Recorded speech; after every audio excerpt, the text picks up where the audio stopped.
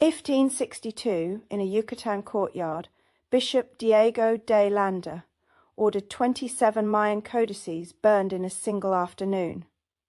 He believed he was destroying superstition. He was destroying the lifetime work of seers who had spent decades reading the patterns of stars, sickness, weather, and human nature. Centuries of knowing vanished in one fire. This is not ancient history. This is the pattern you are living. Welcome to Power and Myth. The Mayan codices were not the only ones. The Library of Alexandria burned more than once, and what we mourn is not paper but the people who wrote on it. Hypatia, the philosopher and astronomer, was murdered by a mob in 415 AD. Most of what she knew about the heavens died with her body in the streets of Alexandria.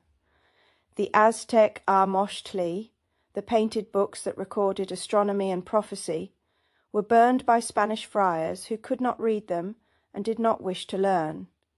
The Druids, in the centuries before Rome arrived, refused to commit their knowledge to writing at all. They believed that the written word would corrupt the knowing. They trained for 20 years in the body and the breath to hold what they had received.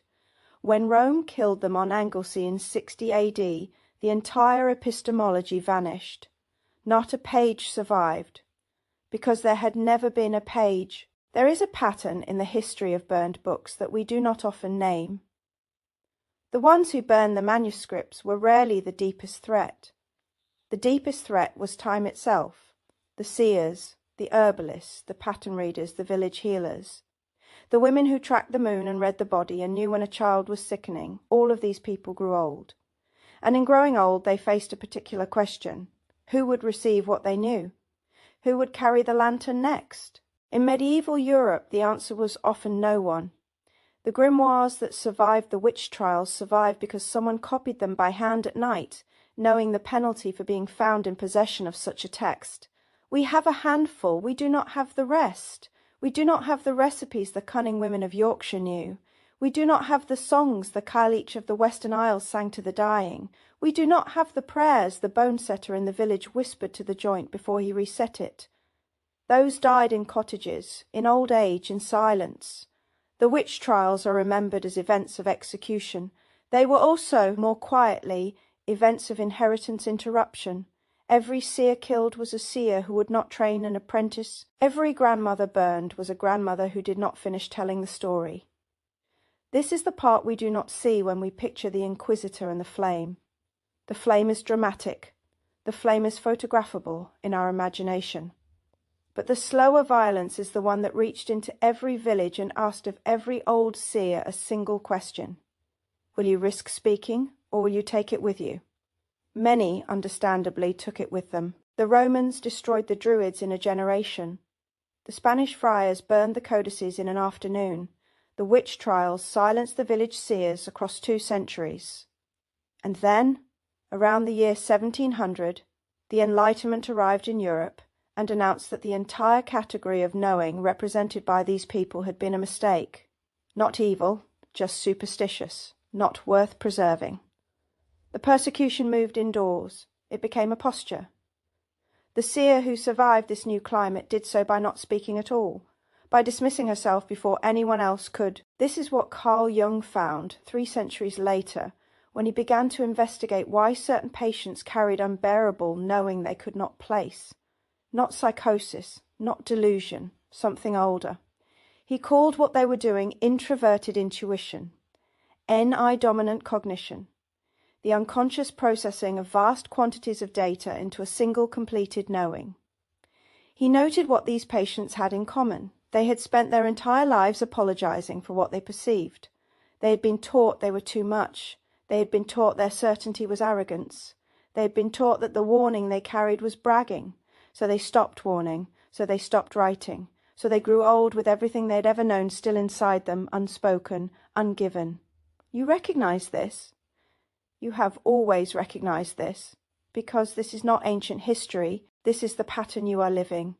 This is the seer's inheritance, passed down through every generation of those who perceive too clearly, passed down through the Druids and the oracles, through the Mayan astronomers and the Yorkshire wise women, through the Aztec scribes, the Hypatias, the Cailleach, through the cunning ones whose names were never recorded because they made themselves small enough to survive.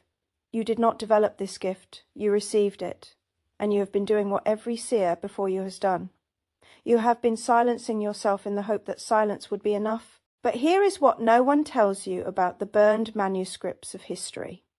The deepest tragedy is not the books that were thrown into fires.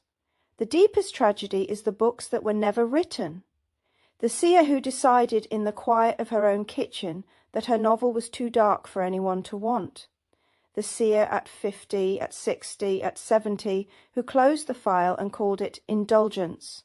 The seer who looked at her draft and named herself a passable writer put down the pen. The seer who told herself the work was not for children, forgetting that not all readers are children. That manuscript was not burned by Rome, or by the Inquisition, or by any external hand. It was burned by the seer herself. And the Inquisitor she had internalized, the one who taught her to make herself small, was the one who held the match. What the ancients called the oracle, Jung understood as a cognitive architecture that grows more accurate, not less, with age. The seer at 70 is not diminished. The seer at 70 has spent 6 decades watching patterns complete themselves. She has been right so many times that her own certainty now embarrasses her. This is the late life seer's particular grief. Not that the gift has faded, the gift is only ever sharpened, there is less time left to use it. And somewhere along the way she agreed to call her own knowing an inconvenience. This is the inheritance you are sitting inside right now, the compulsion to finish the novel or 3, the fear that the work is too dark, the arithmetic of needing 10 more years, the quiet calculation of whether to speak the warning or carry it to the grave, the instinct to pull back into the shell when someone growls, the shame at noticing that the energy in the room shifts when you walk in. None of this is yours alone. All of it is the seer's late threshold. Every seer who came before you faced this exact passage. Some burned the work, some finished it. The ones who finished it gave us everything we have of the lineage, the Hypatias whose words survived, the grimoires that were copied by candlelight, the codices that escaped the Friar's fire because someone hid them under floorboards in 1562, and someone else found them in 1843. The reason we have the lineage at all is that some seers, in their final years, refuse to internalize the Inquisitor's voice. You are not running out of time because you are 70. You are running out of time because you have been running out of time your entire life. The clock did not start when you turned old. It started the first time you decided that what you saw was not worth saying. Every day since has been a day of the manuscript writing itself inside you, with no hand to commit it to paper. The pressure you feel now is not new. It is the accumulated weight of every unspoken warning, every unwritten page, every moment you made yourself small when you were never built to be small. This is what the lineage asks of you now. Not bravery, not certainty, just the small daily refusal to be your own Inquisitor. The novel does not have to be finished in 10 years. It has to be begun today. The warning does not have to be believed. It has to be spoken. The manuscript that matters is not the perfect one. It is the one that exists. The Mayan codices that survived were not the most beautiful. They were the ones that someone hid. The grimoires we have were not the most learned. They were the ones that someone copied. The Druids gave us nothing because they trusted memory, and memory died with them. Do not trust memory. Trust paper. Trust voice. Trust the imperfect record over the perfect silence. You are the seer who has reached the threshold the ancients knew well. You are not the first to face this passage. You will not be the last, but you are the only one who can write what you carry. Tell me in the comments which manuscript inside you has been waiting longest to be written.